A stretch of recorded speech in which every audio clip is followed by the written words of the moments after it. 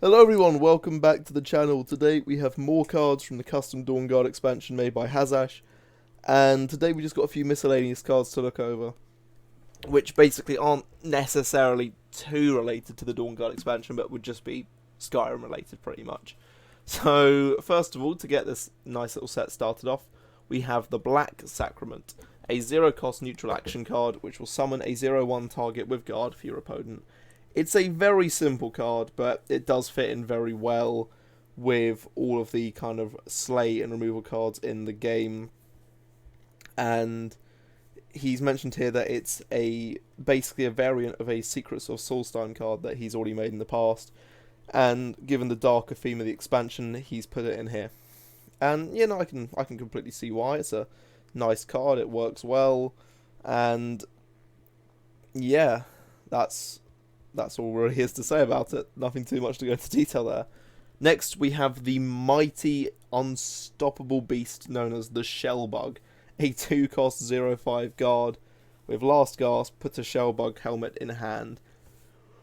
I do really like this one because I remember when I first found the Shellbug as a little child, I was like, whoa, what's this? And then when I had the option to mine it as a living creature, I was even more confused. But obviously went ahead and started mining away at it.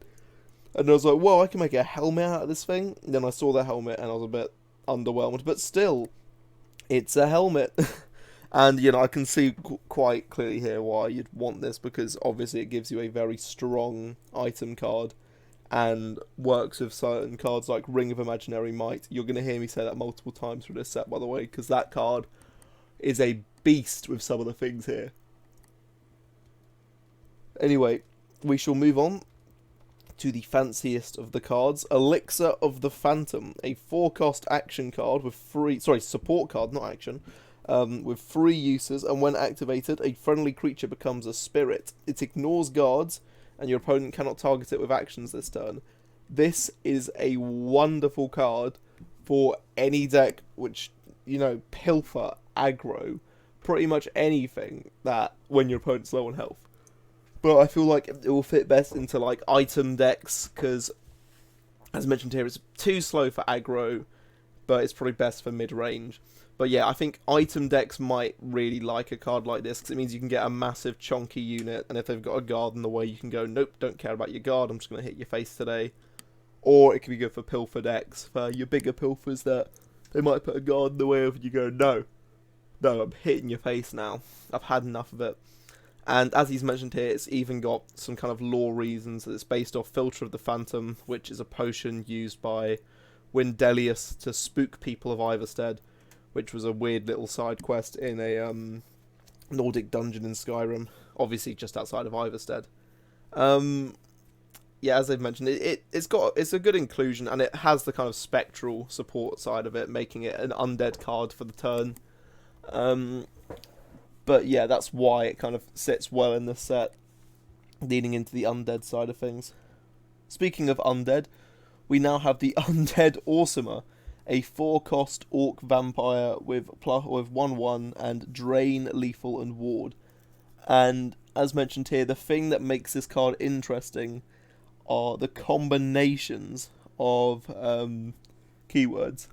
To be honest with you, I could see some people say that this should be an epic. But at the same time, it doesn't initially have charge unless you use certain synergy, like Unicorn, as mentioned here. So these 3 keywords, albeit very strong, if the card gets silenced or removed or anything like that, it suddenly becomes a bit, less effective. Plus, there's plenty of cards just to deal 1 damage, so you could quite easily pop the ward and maybe even pop its life as well while you're at it. So yeah, it's a very cool, interesting card, like a slow Territorial Viper, but you get to use it twice. And it has a little bit of drain as well, meaning if you give it items, it can become even stronger and even mightier. But obviously, the more you buff up this unit for drain, the more redundant lethal becomes. But obviously, lethal's always nice to have.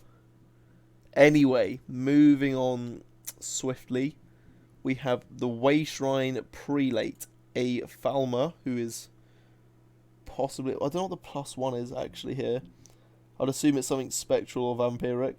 But it's a 1-cost 1/1 with ward, and when one of your wards is or one of your runes is destroyed, if Shrine Prelate still has a ward, you will gain a ward. So it's basically a nice thing of meaning that if your ward gets broken, to stop your opponents from just hammering down in your face, it means that they'll destroy a ward, and then if this card's still safe, it means that they won't be able to hit face straight away again. They'll have to pop the ward first and then be able to hit your face again, which is nice for slowing down the tempo of like aggro decks, which is quite nice to have. And as mentioned here, it'd also be just a nice card for just arena, whether that is solo arena or even versus. Because imagine if in solo arena you get put up against cards like this, it means that you're not able just to completely curb stomp the AI before it can even have a chance.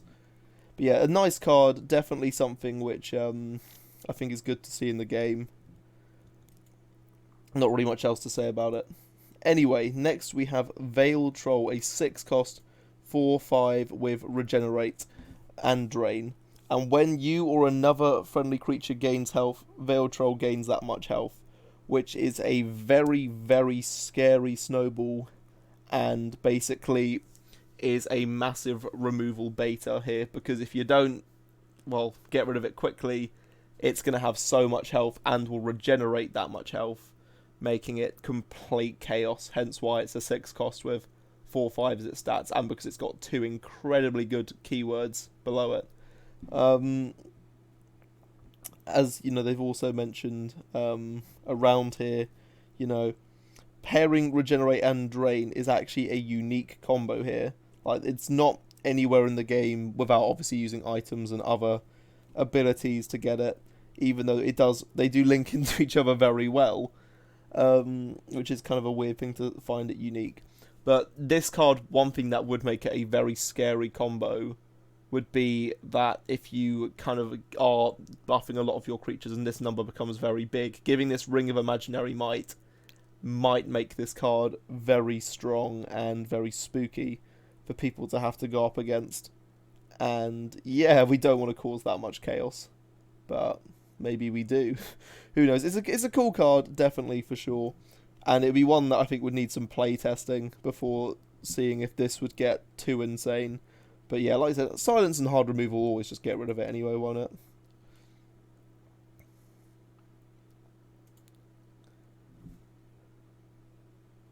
Right, finally we have Chain Lightning, an 8-cost card that deals 8 damage to a creature, then plays this card again with damage equal to the excess damage. So, as they've mentioned down here, if you hit like a card with 5 health, you'll then get a Chain Lightning with 3, which would say deal 3 damage, then play this card again if there's any excess. So if you hit a 2 health card with that 3 damage one, you'll get one which can deal 1 damage, and then obviously that can't deal excess damage. And as they've mentioned here, each colour in this expansion will have some exotic removal, and this being their kind of like similar version of Fingers of the Mountain, which will just chain and completely go kind of cool and hectic. And as they've mentioned, there's some interesting interactions that this could cause, like say with Farana, how it shuffles extra copies into the decks, and this card does get recast. So like, as we mentioned, the deal 8 damage, then if it had 3 excess damage, you get a deal 3 damage. Farana would make copies of each ones of them, which would be very interesting to see, and probably fill up your deck. Or would it go back to just make 8 damage ones, as they've mentioned here? Leave your thoughts on how this kind of combo should work in the comments. He says this isn't YouTube, but this is now YouTube. So, let's say if you were using this card, would you want Thorana to make constant 8 power copies? Or would you want it to be logical to what the excess and new cards do have as its damage? So like we mentioned, if it's now dealing 3 damage, because that was your excess damage, and it's now being duplicated, would you rather be duplicated with that value for balance reasons, or would you rather it still just does deal 8 damage again and gives you several more copies of the base card? Up to you. I want to see what your opinions are in the comments. We've also got to talk about how it works with Mushroom Tower, because of how Betray works, and it could go completely chaotic with a very optimal board, of course.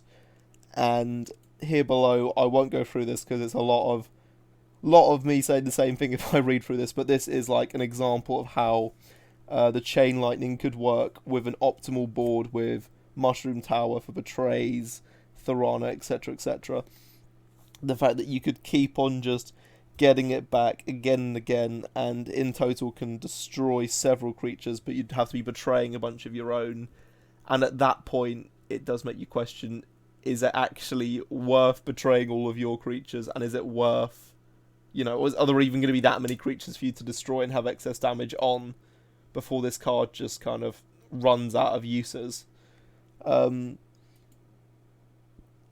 yeah, it's a very much interesting card, which has some incredible hypothetical purposes with Chain Lightning, of course. But yeah, obviously it's something cool and has a lot of weird plays that would need to be thought about. But I'd love to hear what you guys would think about all these kind of interactions with Thorana and Mushroom Tower in the comments. But that will be everything that we go over today. I hope you guys have enjoyed. We're going to continue reviewing these sets next weekend. And other than that, like and subscribe, or else. I don't know what or else is. Just have a good day. Merry Pringles.